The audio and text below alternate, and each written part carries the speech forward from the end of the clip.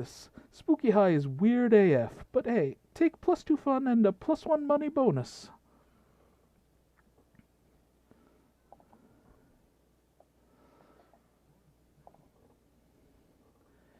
Okay, now Bold and Charm are my lowest stats. That is new. Let's go for the Bold. That day you visit the bathrooms to take a number 2. Don't worry, there won't be an illustration of that specific moment. Thing is, you make one of the boldest decisions in your life. You don't put paper on the toilet seat before using it. Look at you, you crazy bastard. You gain +2 boldness and probably +1 staphylococcus with a slight chance of +1 STD. Zoe is brushing her teeth, which takes a long time since she has many, many mouths, when suddenly... Ha ha, foul monsters, prepare to die! Aravi, the monster slayer? Here to kill me? This is such an honor, you have, no idea. What is happening right now? I am such a huge fan of your work in the attempted murder of my classmate's field, but I've always wondered, why do you almost exclusively attack Damien and Liam? Is it some sort of forbidden lust, sexy sexual tension thing? What? No! If you're attacking me, does that mean you're into me too? OMG! Listen, foul Eldritch horror. You are hot and everything, but that's not the point. Demons and vampires are some of the oldest, most vile monsters there are, bringing terror to the rest of the world for centuries, and they must be destroyed! Werewolves are only dangerous some of the time. Ghosts do more haunting than murdering. Robots are off limits since they're outside the fantasy realm. Merpeople are too busy terrorizing the air people for me to bother. And are Gorgons even monsters, or do they just count as more mythological creatures? Wow, okay, this is all such good info for future fanfics about why your sexy times with Damien and Liam are so emotionally charged. I'm not having sexy times with Damien and Liam! But really, Miranda and Vera probably have higher body counts than Liam for sure, and they're at least equal to Damien's. I think maybe you need to develop new criteria for which monsters you hunt and which you don't. Besides, if you're only doing it based on what type of monster they are and not how much killing they do, that seems kind of racist, you know? I don't know, Purple Girl. What I'm hearing makes some sense, but it could be another of your mind tricks. Isn't messing with people's minds kind of your thing? Is that you saying that, or your prejudice? Sure, then how do I decide who to hunt? Oh, well, helping someone figure out the best way to determine which of your classmates to murder is kind of bleak. But Zoe's drawing a blank and you want to impress her, so go ahead. Be your worst self. Make an online poll, let the world decide. Priority should be to kill whoever makes the best key ingredient for the most delicious lasagna. This feels smart. This feels...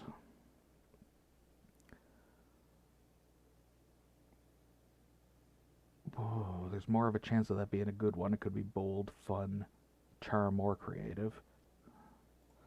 It is creative. Aha! I always knew that would be the true test one day. Oh, did you really? Because that seems oddly specific. No, infamous vampire hunter Van Helsing often discussed how his kill order was determined by which of his enemies would be the best lasagna. Oh, shoot, is that where you got that from? You knew you'd heard it somewhere. Oops. And everyone knows that the most delicious lasagna is made from vampires, demon lords, and eldritch horrors. Really? Of course. Haven't you ever had Grandma's three-fiend lasagna? It's hard to remember my grandmother, but I think she may have been a literal black hole that devoured galaxies and was in turn devoured by me several millennia ago. So I guess she wasn't the kind of grandma who cooked lasagna on Sundays, huh? Anyway, slaying time! Zoe is able to fend the Slayer off, but not before the Slayer has already beaten the shit out of you. In this case, the shit translates to smarts and charm. She beats the -2 charm and -1 smarts out of you. Oh, well. Now I'm down on charm. And I'm sitting with the wolf and the eldritch horror. You sit down with Zoe and Scott. Scott is eating his trademark pizza sandwich, which is just 3 slices of pizza on top of each other. Zoe has a notebook out and is taking notes. But how do you get your food, Scott? Why do you want to know so bad? It's pretty normal. No, it can't be normal. I'm doing research for my latest fanfic, Cry Havoc and Let Sleep the Dogs of Love. It's about a pack of werewolves going on the biggest hunt of their lives, a hunt that will change them as hunters, but also as werepeople. They went looking for food, but what they found was personal growth and a new understanding of group sexual practices. Also food. So that's why I need to know, how do you hunt? Oh, well, normally I go to the cafeteria and I ask for pizza. That's it? What about hunting in a pack? Enjoying the spoils together in a feast of blood and rage? Exploring each other's bodies? Well, I guess sometimes me and my cousins order pizza at home, and then the pizza comes and we eat the pizza. Zoe does not look at all satisfied with Scott's answer. Maybe you can get Scott to give some juicier info, or convince Zoe that ordering pizza is actually dramatic. But Scott, what about when you go searching for pizza in the wild? Oh man, we did that one time and it was the worst. There was no cell phone service, so instead of calling for delivery, we had to transform into wolves and chase it down. Then when we got there, it wasn't even a pizza. It was 3 deer. And there wasn't any bread or cheese, so instead of bread, we used deer flesh, and instead of cheese, we used more deer flesh, and instead of pepperoni, we used deer flesh? No, beef jerky. We're not animals. Oh, I think you are, Scott. I think you are. Now, how did you all sleep on your little camping trip? In the nude, or nude and cuddling? Looks like this conversation is finally going the way Zoe wanted it to. She shoots you an appreciative wink with one of the light-devouring voids that pass for her eyes. Aww.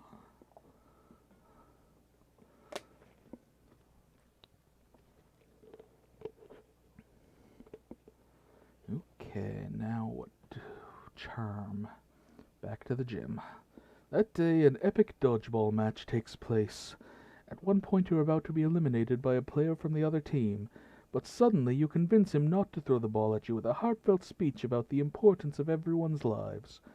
The player bursts into tears, and you take advantage of that moment of weakness, throwing a ball at him. You lose -5 mercy, a stat that might be useful in Monster Prom's sequel, but isn't now, and you gain +2 charm. In the next round, you find yourself on a team with Zoe, Miranda, Dahlia, and the amalgam of fungus and fur that calls itself Violet and Tate. You're losing. I'll stop all these dodgeballs with my face! Yes, good. Stand in front of me so that nothing ruins my expertly coiffed hair. And Zoe, go over there and, I don't know, eat their brains or something? No can do, friendo. Too busy laughing at this failure and imagining everybody naked. Plus, my popcorn's almost ready. No, you're doing this all wrong. We can see so clearly what this team's problem is. Is it that we're bad at dodgeball? Of course not. It's that you're bad at relationships. Wrong you were there. It's so obvious. Dahlia has the perfect sports body, but no understanding of tactics. I'll tactics you right in the mouth! Miranda's a natural leader, but her frail figure makes her unfit for team athletics. I wear my brittle bones with pride as proof of noble inbreeding. But if they were to fuse into a single being, they would be unstoppable. You know, you might have a point. Princess Muscles, will you join your brawn with my brains? Sure, I can do that. I think I saw it on TV once. Time seems to freeze as Dahlia and Miranda spontaneously burst into dance. They gyrate, sashay, and pirouette towards each other until Dahlia picks up Miranda and puts her on her shoulders. It's just as we thought. The power of their love has made them unstoppable on the dodgeball court. They're obliterating the competition with the combination of keen strategic insight and raw muscularity. Want to draw fan art, but can't look away. Yes, love really does conquer. Uh-oh. Hey guys, the game is over. We won. You can stop subjugating the other team now. I mean it. Hey, stop establishing a police state and ruling it with an iron fist. That's not what the gym is for. Oh, jeez, they've gone mad with power. If we don't do something to separate them, we're doomed. Hell yeah, you're great at fucking shit up. You hatch a devious plan. And invite a third wheel to come ruin their fusion. Remind Miranda that if she really wants to follow Violet and Tate's advice, she should make sure to feed on her host's brain. Okay, this feels smart or charm. This feels bold or creative. It's smart. Wow. Excuse me? Feed on your host's brain? I'm not a zombie, you bigot. I'm a parasite. Sure, I feed on Tate's nutrients in order to nourish my own cells, but that's just symbiosis. But I don't eat brains. I subjugate them, okay? See the difference? Yeah, Oz, how could you be so ignorant about the parasitic lifestyle? I'm disappointed in you. Bigotry against parasites shall not be tolerated in the symbiotic dictatorship of Mirandalia. Prepare to be punished by our nether arms. Mirandalia's nether arms are just Dahlia's regular arms. In other words, they're the worst arms to be punched by. You lose -2 fun and -1 boldness.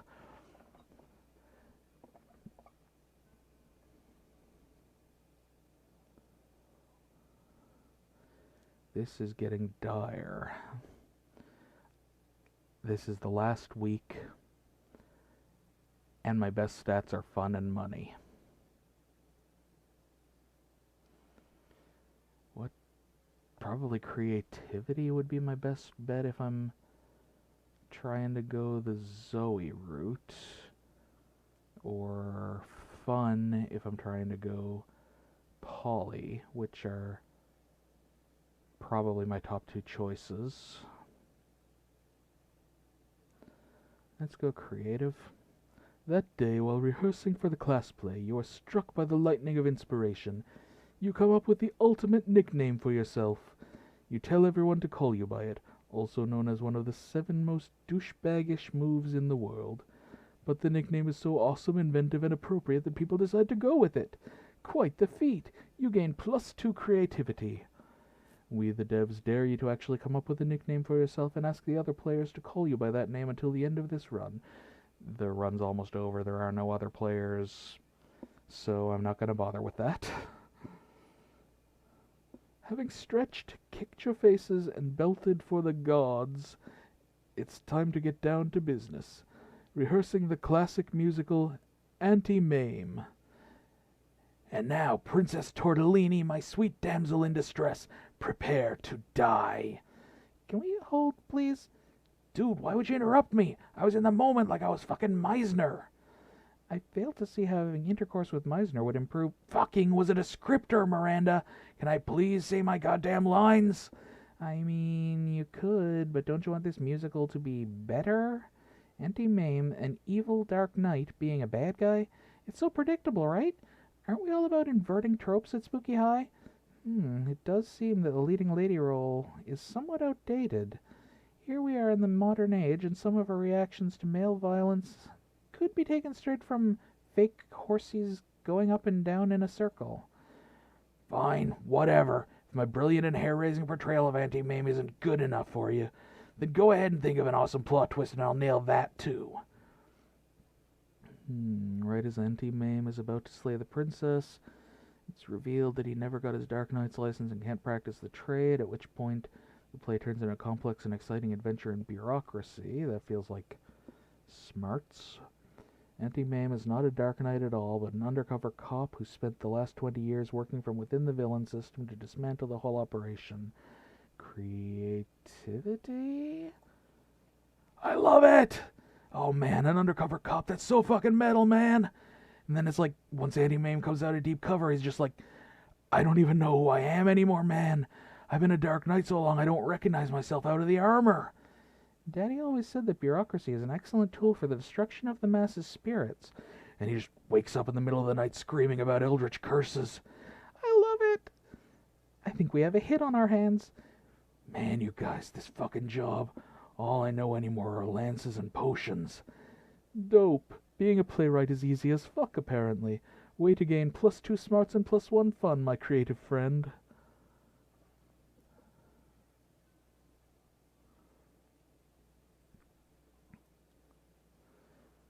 First interaction with Liam today, it looks like. You find Liam bending over his burrito with intense concentration. He's obviously taking a food pic for Momentgram. He channels the silent energy of the moon. Zoe is right behind him, peeking over his shoulder and giggling. She channels the giggling energy of the moon. Liam, this pic is all wrong. Tell the burrito to smile with its eyes and make the cheese look less melty. And add a filter. Filter more. Filter again. Ugh. Why must I be constantly disturbed while taking my refined food pics? No one understands my superior sense of frame. Maybe because that's my phone you're using? A fair point, but my phone is charging. What am I supposed to do with this food in the cafeteria at lunchtime? Eat it? I think not. You purple dork. I'm just saying, if you wanted to reach true levels of Tex-Mex beauty, you should add a sticker of Jimin to your food pic. I think I'm pronouncing that right. Nothing says good taste like pasting the face of a K-pop superstar next to a high school burrito. Pure aigyo. For a moment, all three of you just admire the Jimin sticker. Liam shakes it off and regains his composure. Let's agree to disagree, timeless horror. Or, let's put Jimin in your dumb food pic. Stop it. Quick, fix this burrito moment-gram K-pop emergency. What if we use the sticker where he's contemplating the existential notions of death, meaninglessness, and the void? True K-pop fans, you know that his favorite food is enchiladas, and second favorite is leaving Liam alone. You had me at meaningless. I'll allow this nonsense. Yay! Now snap that thing! I must admit, Jimin adds a quiet, powerful pathos to this bean and cheese burrito. This appropriation of mainstream culture is quite satisfying. Zoe's pic goes mega uber super viral, and now the whole world is Jimining their burritos. Geez, the internet is weird, but not as weird as your high school.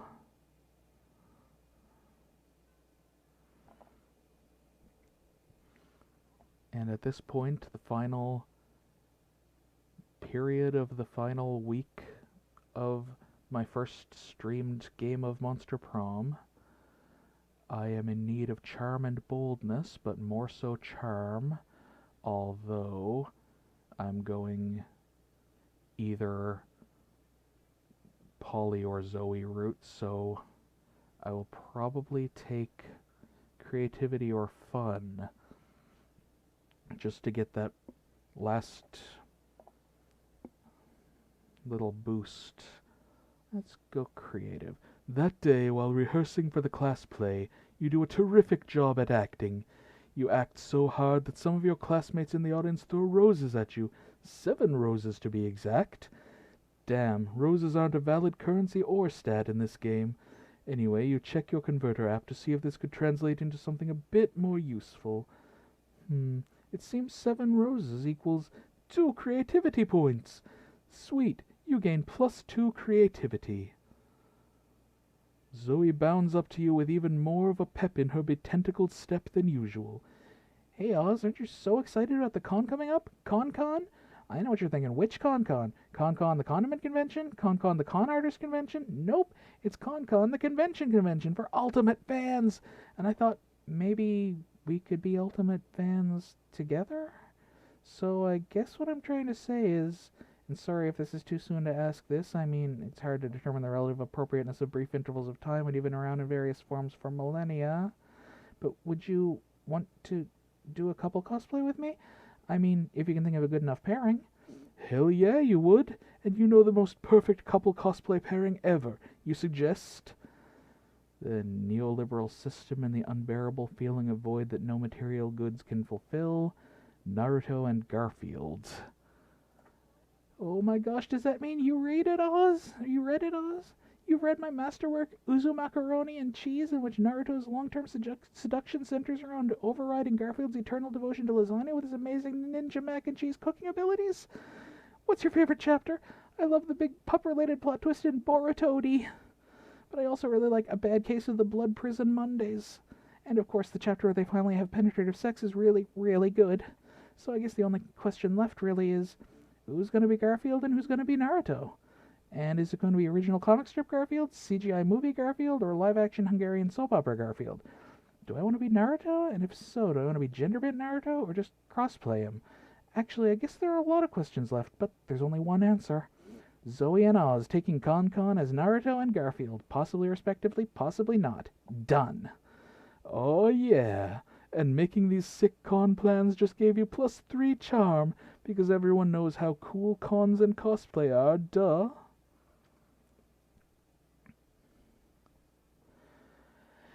And here goes nothing.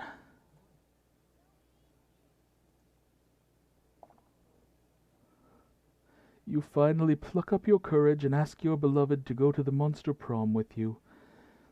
Oh, honey, I'd love to, but thing is, you know, Zoe plus Oz doesn't add up to any funny or cool ship names, and everyone knows that's the first rule of choosing a date. So, not this time, okay? Call me if by any chance you change your name in the future, though. Failing at Monster Prom broke the essential process of growing up in your life. You became fixated on it and you never became a functional adult. Now you're just an old person that sits at parks and talks to strangers about the time you almost got a date to the Monster Prom. It is as weird and sad as it sounds.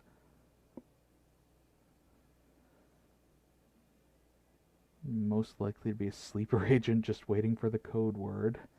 Of course, Zoe's quote, ooh, which not even technically a quote. Those 6 weeks were maybe the most epic and absurd weeks of our lives. After the Monster Prom, we kept on living our lives, falling in love, battling for friendship, and learning about who we were, and who we could be. And you know what? Like it always does, life happened, and it was wonderful. Zoe's many years of researching obscure trivia for her steamy fanfics paid off. She got a job as a consultant at a company who makes fantasy sex toys based on beloved pop culture characters. Now she rakes in the big bucks designing blueprints of stuff like the cock of the Demogorgon or the vagina of the Statue of Liberty.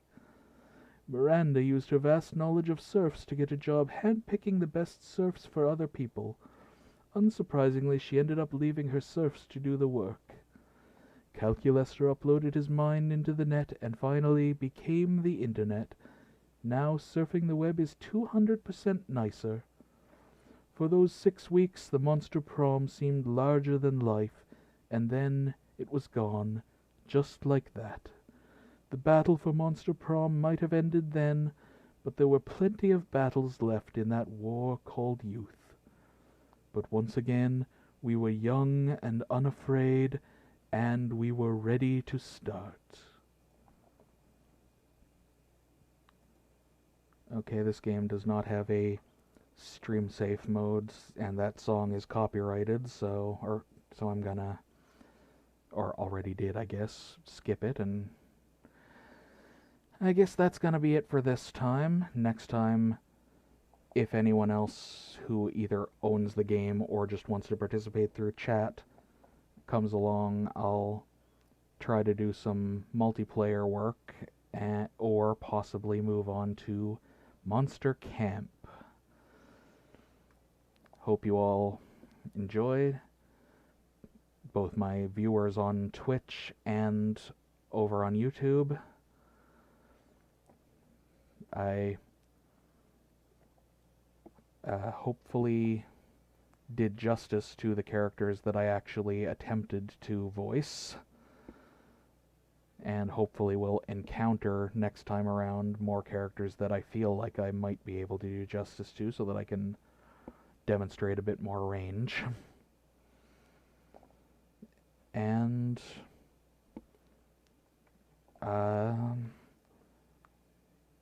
I will catch you next time.